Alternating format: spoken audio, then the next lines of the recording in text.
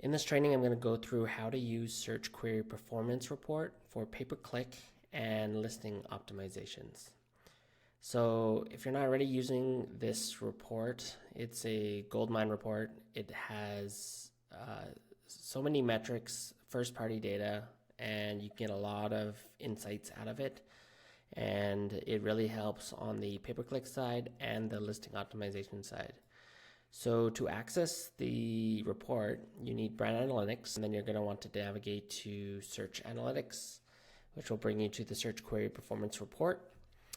There you'll have two options, either the brand view or the ASIN view. I would use the ASIN view every time because the brand view will include all child ASINs, and it will show the results for that one search query across all of them. So use ASIN view, and then you'll have reporting range. You'll have weekly, quarterly, and monthly. Try to use weekly because that's going to give you the most data. And they give you this data then at a weekly range, so you can select which range you want, and then you can hit apply and it'll show you 100 results. So you can't just use weekly as is. The best thing on how to use this data is you should extract every single child ASIN by week and then aggregate the data together so that you get more data to analyze your KPIs and make decisions on your PPC and your listing optimization side. So from this report, what we get is we get a customer search query, and then from there we get various different KPIs. There's a couple things to note about the search query performance report. So search queries are selected based on their number of ASIN impressions and clicks for the selected period. Not all queries qualify to be part of the dashboard. So not all the queries are going to be in here. It's usually the ones that are getting some sort of impressions or clicks in that specific week that you've identified. This does not include any sales that are generated through widgets or detail pages. So it doesn't include sponsored brand video, doesn't include any other types of video widgets and or product pages. Only includes those originating from the search results page. So that's, again, not going to include any detail page. And it's going, in terms of PPC, this relates to top of search and rest of search. That's on the first page. It includes both pay-per-click and organic rank or organic search results, and the attribution window is 24 hours.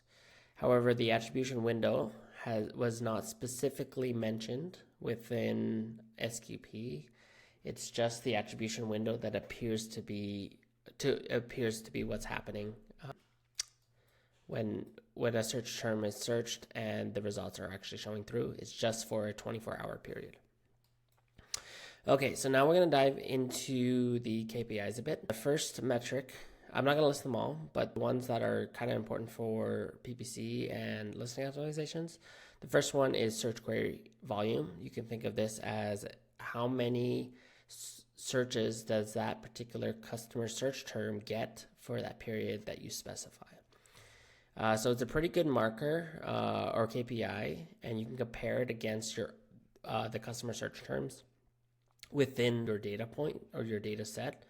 And this is first-party search volume data that you can kind of use to create relativity between search terms that you're dealing with. Kind of gives you a better understanding of where to pay more attention to, and so on. Next, within this, you'll have impressions, clicks, cart ads, and purchases. And then within those, you'll have total count and brand count. So what's important there is there are two different types of KPIs. You got the market, which is called total KPIs, and then you have the brand. So you have the brand KPIs. And then within each side, you have impressions market and impressions brand. Those two together make up your impression brand share, which is equivalent to the brand impressions divided by market impressions. And then you go down one more level down the funnel. You have clicks that are your market, and then clicks that are your brand. And then again, if you take clicks brand over clicks market, you get click brand share. Going down to the last level, I'm going to skip cart ads, mainly because we don't have much control in the add to cart section. Most of our control that we have is at the impressions, click, and purchase level. So then we have purchase brand, and then we have purchase market, and you do the same formula. You got purchase brand over purchase market, which gives you purchase brand share. I also like to refer this to as market share as well. And then we can take it a little bit further. So if we take impressions and clicks, and we take clicks divided by impressions on the market side, you get your click-through rate by market. You can do the same thing on this side. You take your impressions of your brand, clicks of your brand, and you're going to get click-through rate for your brand. So there's two ways you can kind of use click-through rate. You can compare it against all the other search terms within the group, so you can get a pretty good understanding of who's clicking on your ad and or organic position based on in comparison to the market. So generally you want to be higher. If you know you're higher, then it's a pretty good indication that whatever that customer search term was, they resonated with your main image. Or it could be a price, a coupon, etc. that you're currently running. You can do this similar math on the purchase side. So if you take purchases divided by clicks, you'll get conversion rate of the brand. And then if you do the same thing on the market side, if you take purchases of the market divided by clicks of the market, you get conversion rate of the market. So why these are probably the two most important metrics or KPIs within the SQP, because they answer a very important question for us. That question is, can you rank on this keyword? So I find time and time again, people don't answer this question early on, and they continue to spend money, PPC dollars, just to lose money. Because what's the goal? Generally, they're spending a ton of money that's above their gross margin, which means they're not making any profit. And their hope is that they're going to rank for the keyword, but yet they're not using any KPIs to validate whether they can even rank or not. So I figured this out. Basically, you can use these two KPIs, conversion rate of the market versus conversion rate of the brand, and you can compare them against each other. If the brand is better than the market, then you have potential to rank on this keyword. So these are some general guidelines that I've followed, just kind of based on a large case study that I did. It involved about 10 brands, thousands of keywords, and I tracked and calculated this KPI against where they were organically ranked. So this happened 9 out of 10 times. So generally, if you were greater than your market by 2%, you're likely to rank in the top 3. So you'll have a high organic visibility. You're in that position. If you're within 1 to 2%, you're likely to rank in the top 6. So why top 6? Top 6 is on desktop. You're in the first 2 rows, because after those first 2 rows, you're going to get hit with ads, and then at that point you're too low down the search engine. And then, but however, if you are on par, where your brand equals your market, you're likely to rank top 10. So you have some pretty low organic visibility. Generally, this only really works if you have like a design-based product, and it's likely that customers could scroll through and scroll down to find your product. But other than that, generally you don't really want to be running. You don't really want to be trying to rank to get to position 10 because the visibility isn't there, and in more cases than not, it's not worth the ad spend spent. So let's just say we ran into a situation and you asked yourself this question: can you rank on this keyword? And the brand was less than the market, which means you're not. That means you're not able to rank for this keyword. So what's the next question that you ask? You ask yourself, can you profit on this keyword through pay-per-click? So generally, you're going to have to calculate this. So if you do this ahead of time, you already know your answer. So let's just use a theoretical example. You have gross margin before ads. Let's call that 40%. And then I just put 100 clicks in here just to kind of get some numbers through. Let's just say you convert at 10%, your price or AOV is $17.99, and your general cost per click is $1. So if you ran a scenario where you actually spent 100 clicks on this, your sales would be $179.90, and your spend would be $100. That gives you an expected ACOS of 55.59%. If your gross margin is 40%, that means you're losing 15.59% on every single PPC sale. So if you can't be profitable on PPC and you can't rank on the keyword, I would then start to question, why are you spending money on this? Unless there's another reason. For instance, if you're trying to create brand awareness, or it's a brand new launch and you're just trying to gather more reviews in hopes that your conversion rate does increase as you increase your social proof, stuff like that. So if your expected ACOS is greater than your gross margin, then you are spending money to lose more money. That's basically it. So tons and tons of wasted ad spend here. If your expected ACOS is less than gross margin, then keep running your PPC, because you're making some sort of money, some sort of profit on every sale on PPC, regardless of whether you can or cannot rank on this.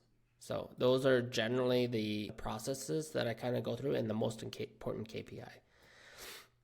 In terms of the other KPIs, I kind of resort down to these actions. So there's really not much you can do in terms of actions when it comes to PPC and listing optimizations.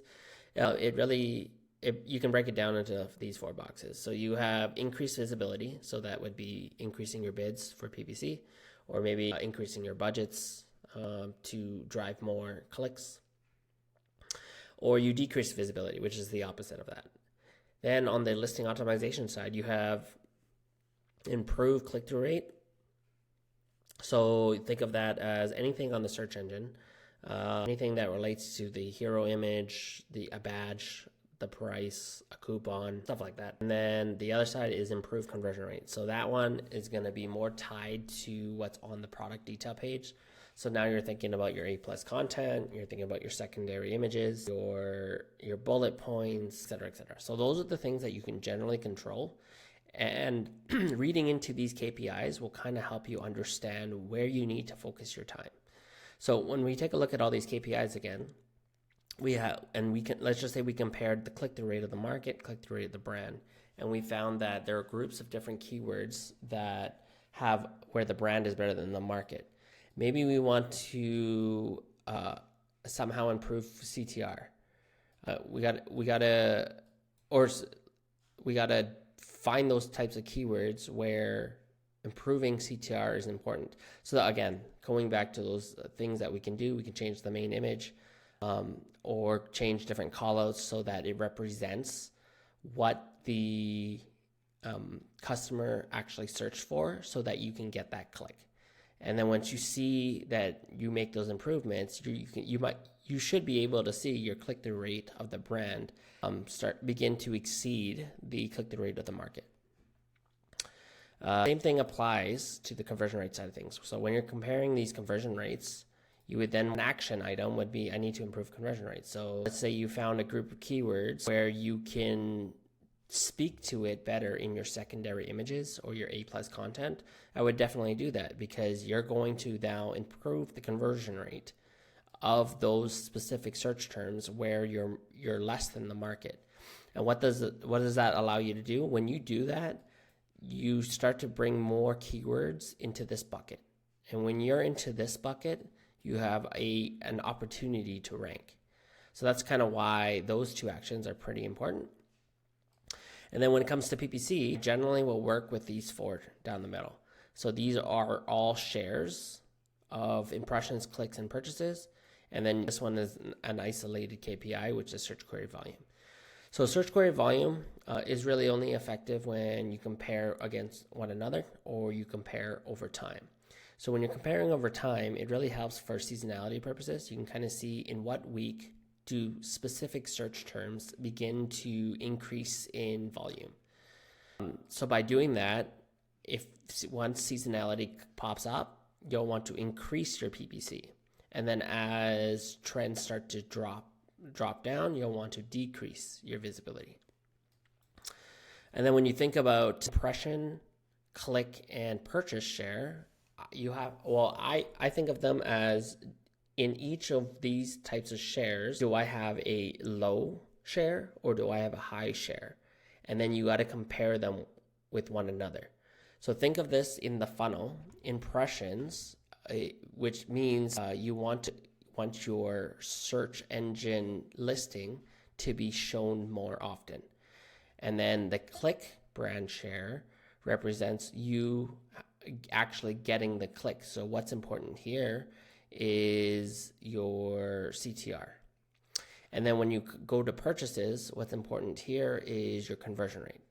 So when you think about them as, do I have a low or do I have a high? It really helps you understand what you need to do. And you always compare these shares together. So I'll give you an example.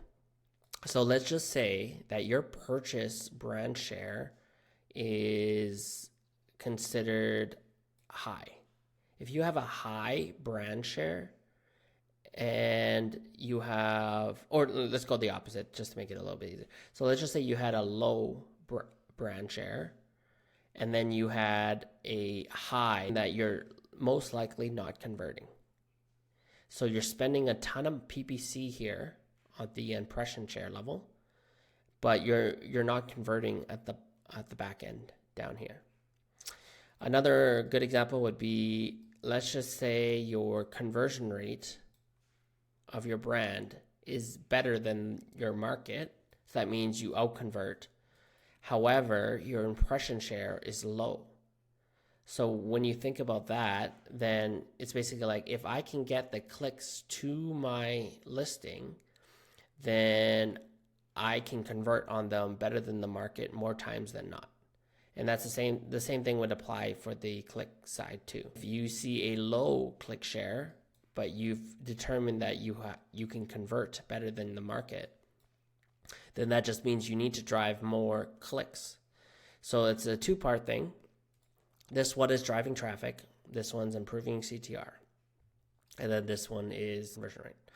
Another common use case would be brand market share. So generally, there's going to be users who might search up your brand name and you might be spending a ton of money on it. So if you looked at your market share or your purchase brand share for your branded terms, you'll notice that that market share is very, very high. We're talking about 80, 90, 95%, which means you don't lose very much from when you get traffic coming from the search engine. But let's just say your click and your impression share is very, very high, very high. So you'll see it's very high, but let's just say it's high because you're sending a lot of PPC that way. So what I like to do generally is cut off brand PPC altogether and see what happens to your market share. If you compare that for a couple weeks, you might notice that your market share for the brand side doesn't change at all. And if it doesn't change, then you're essentially just spending money just to spend, and you're competing against your organic rank. Because the way that the A9 works generally for the branded keywords is you as the branded product is going to be high on the organic rank anyways. So as long as you kind of read through each of these scenarios and just ask yourself those questions, is it a traffic, CTR, or purchase comparison when you're comparing these three together? What action would you perform? What do you want to be doing? Do you want to be increasing PPC, decreasing PPC, improving CTR, or improving conversion rate? So that's about it. If you enjoyed this video, give me a like, comment, subscribe. Thanks again.